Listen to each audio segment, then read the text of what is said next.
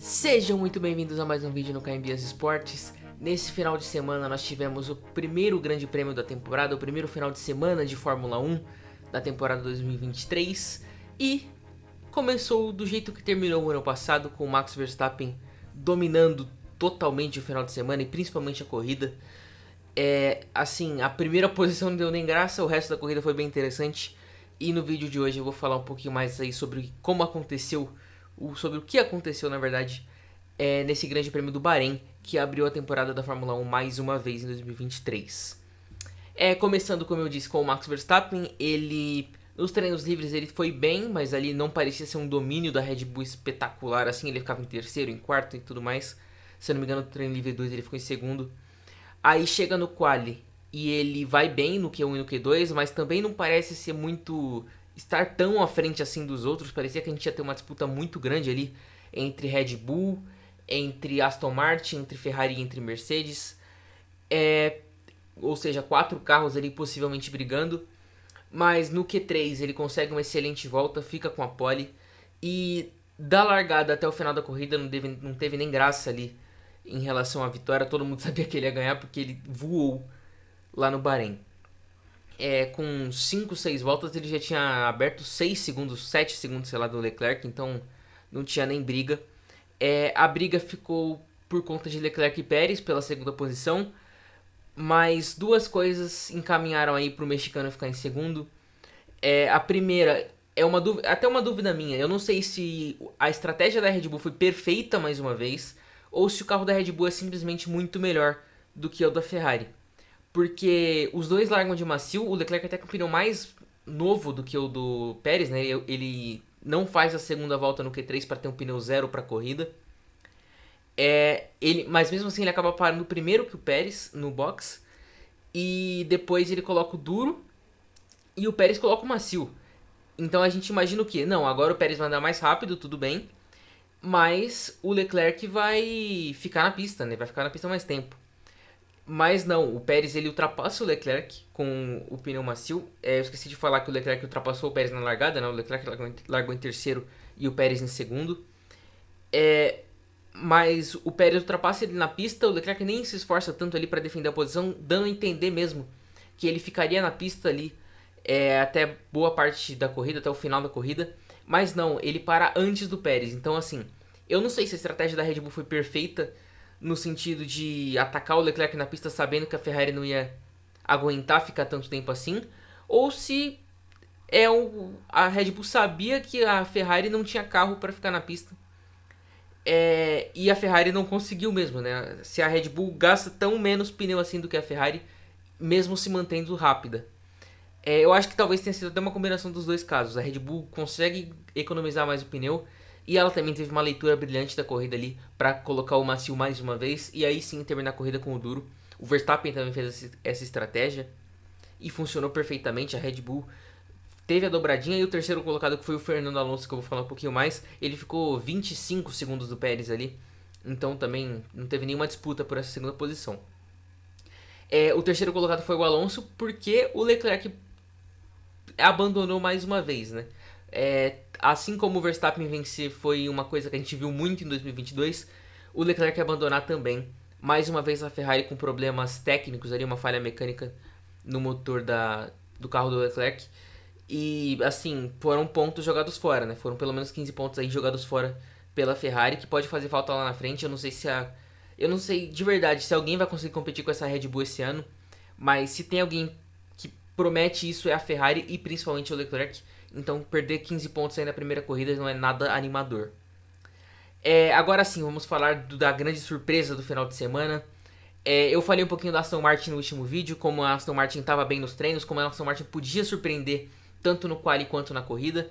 E foi exatamente isso que aconteceu. A Aston Martin briga diretamente com a Mercedes e com a Ferrari no quali. O Alonso classifica em quinto, o Stroll em oitavo. E assim, já dava pra perceber que o carro tava bom, né? O carro da Aston Martin tava bom. O Alonso não tava brigando com o carro, como muitas vezes a gente viu ele brigando com a Alpine no passado. Ou até o Vettel e o Stroll brigando com a própria Aston Martin no passado. Então ali a gente já viu que o carro tava bom. E na corrida foi espetacular, né? O primeiro stint ele acaba tomando um toque do próprio Stroll na largada. Ele perde as posições para Russell e para Hamilton. Ele fica atrás dos dois ali. No primeiro stint já dava pra ver que ele tava mais rápido que o Russell. Aí na troca de pneu ele faz um undercut ali, ultrapassa o Russell. E depois ele vai pra cima do Hamilton ali, que não tem...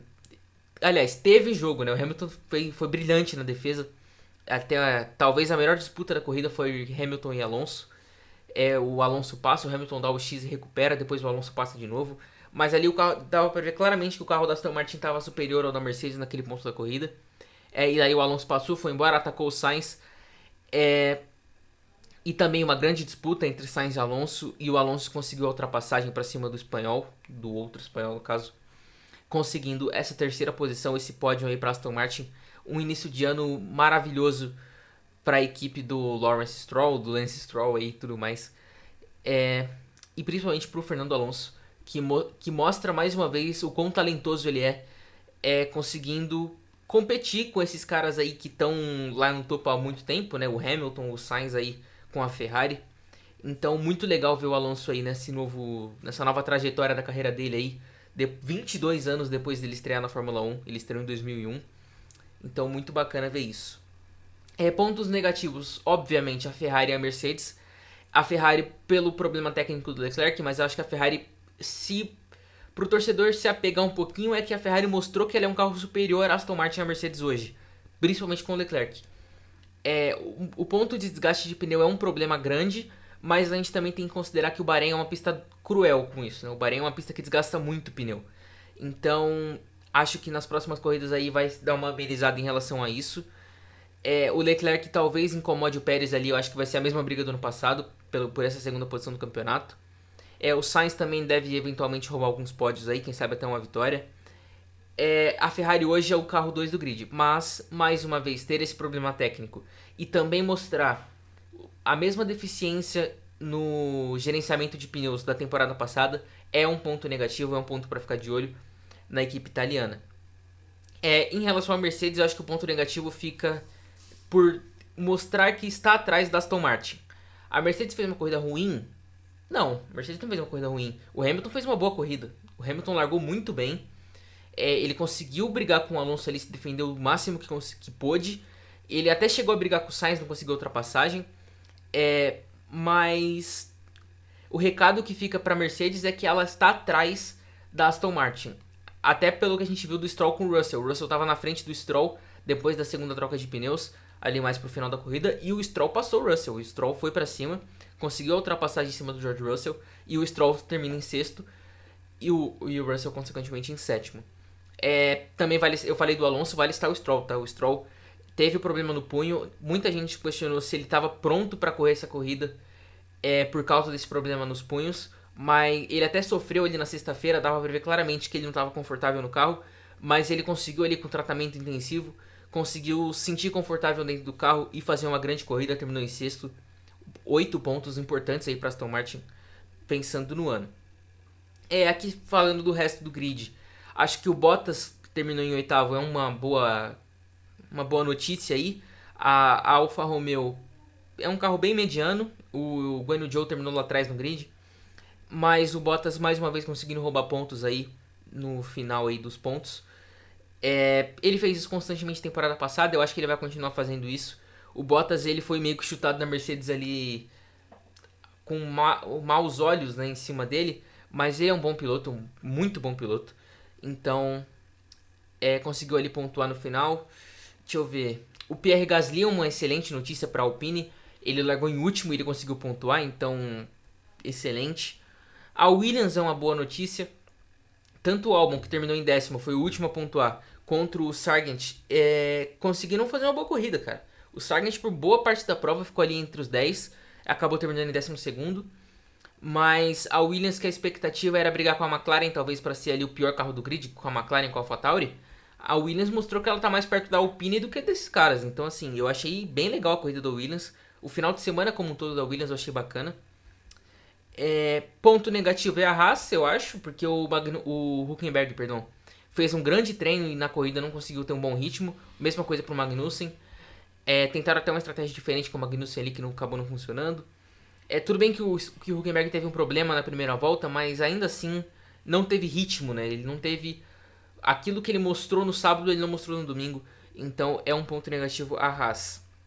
E o grande ponto negativo do final de semana, obviamente, fica por conta da McLaren. O Lando Norris foi o último colocado da prova dentre os que terminaram a prova, e o Piastri foi o primeiro a abandonar a corrida. Assim, até quando parecia que a McLaren ia fazer uma corrida decente, que foi o caso, a equipe se auto-sabotou, porque o Norris ele teve uma parada horrorosa da equipe. O Piastri, a mesma coisa. Na verdade, não a mesma coisa. Ele teve um problema no volante. Aí ele foi trocar o volante, depois não conseguiu ligar mais o carro e daí acabou abandonando. Aí o Norris teve esse problema também, acabou ficando muito para trás no grid. Então, assim, a McLaren é uma decepção, porque 2 anos atrás, quando a McLaren brigou com a Ferrari e a gente tinha a notícia que a Ferrari ia dar o salto, a gente imaginou, a McLaren deve dar esse salto também, talvez não tanto quanto a Ferrari. Mas a McLaren é uma equipe que a expectativa é sempre pelo menos vencer o resto, né? Pelo menos ser a melhor do resto. E pelo contrário, a McLaren hoje briga para ser a pior equipe do grid. Então, complicado aí para a McLaren esse início de temporada. Eu acho que é isso. A AlphaTauri também... O Tsunoda até fez uma boa corrida, mas não é nada empolgante assim. A AlphaTauri para 2023. Acho que eu falei de todos os carros aqui. O piloto do dia, na minha opinião, eu vou falar isso em todos os vídeos após a corrida. Eu vou eleger um piloto do dia. E na minha opinião, com todo respeito ao Fernando Alonso, o piloto do dia é o Max Verstappen. Porque assim, o Pérez fez uma grande corrida, mas o Verstappen engoliu o resto do grid no domingo. O Verstappen com 5 voltas e a gente já sabia que ele ia ganhar a corrida. O Pérez ainda teve uma disputa até por erro dele. Ele largou muito mal contra o Leclerc ali e acabou perdendo a posição. O Verstappen não, o Verstappen engoliu o Leclerc, assim, na segunda volta já tinha aberto 2, 3 segundos, então assim, tava botando 6, 7 décimos por volta no Leclerc e no Pérez, então depois ele acaba tirando o pé, por isso que ele terminou só 12 segundos na frente do Pérez, mas a vantagem de fato foi bem maior que essa. Então, o piloto do dia, na minha opinião, é o Max Verstappen, que dominou o grid aí, e essa corrida mostrou que a Red Bull e o Verstappen são os grandes favoritos para vencer a temporada 2023 da Fórmula 1. Mas o ponto positivo pra gente que gosta do esporte é que o resto tá bem emocionante, né? Tem essa ascensão da Aston Martin, tem a Ferrari aí brigando, a Mercedes pode evoluir. Então é isso. O Verstappen favorito, mas o resto do grid tá bacana. Piloto do dia, Max Verstappen. E é isso, vou ficando por aqui. Deixem o like no vídeo aí. Comentem o que vocês acharam do Grande Prêmio do Bahrein. Se inscrevam no canal. Também sigam lá no Instagram, que depois da corrida eu fiz um texto sobre a corrida também. Deixa eu ver o que mais. Bom lembrar. Amanhã, terça-feira, tem a rodada da Champions, então tem vídeo aqui no canal falando sobre os jogos dessa semana, não sobre todos. Sobre os jogos dessa semana da Champions. Também temos quarta-feira, o vídeo que eu falei que ia sair no domingo, mas tivemos alguns probleminhas aqui. E vai sair na quarta-feira o vídeo da NBA. Finalmente a NBA chegando aqui no canal. A programação da semana a princípio é essa. Aliás, sexta-feira também tem vídeo. Sexta-feira tem vídeo sobre o Campeonato Paulista. Falando aí sobre a classificação das equipes, sobre o que eu espero da semifinal e da final e tudo mais. Então é isso, essa é a programação da semana. Muito obrigado aí pra quem acompanhou até aqui. Faz tudo que eu tinha falado, dá like, compartilha, tudo isso. E é isso, muito obrigado e até a próxima.